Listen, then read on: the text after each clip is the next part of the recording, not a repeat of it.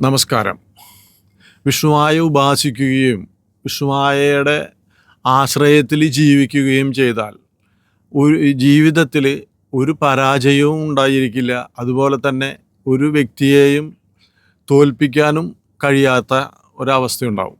അത് വിഷ്ണുവായയുടെ ഭക്തർക്ക് അനുഭവിച്ചറിഞ്ഞിട്ടുള്ള ഒരു ശൈലി തന്നെയാണ്. അവർക്കെല്ലാവർക്കും അതുപോലെ തന്നെ അഭയകേന്ദ്രമായി, രക്ഷകനായി, ക്ഷിപ്രപ്രസാദിയായിട്ട് ഭഗവാൻ കൂടെ ഉണ്ടാകും.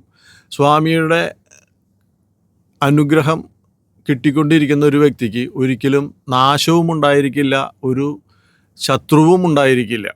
അത്രയ്ക്കും പ്രബലമായിട്ടുള്ള ഒരു ദേവചൈതന്യമാണ് വിഷ്ണുമായ ചൈതന്യം.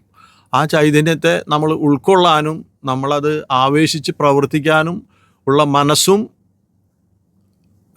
അതുപോലെ തന്നെ കേണപേക്ഷിക്കാനുമുള്ള ഒരു മനസ്സുണ്ടെങ്കിൽ സ്വാമി നമ്മളെ നല്ല നിലയിൽ ഈ സാമൂഹ്യ ജീവിതത്തിൽ നല്ല ഉയർച്ചയിലെത്തിക്കാനും അതുപോലെ തന്നെ നമ്മളുടെ ജീവിതത്തിൽ അഷ്ടൈശ്വര്യങ്ങൾ തരാനും ഭഗവാന് മാത്രമേ കഴിയുള്ളൂ.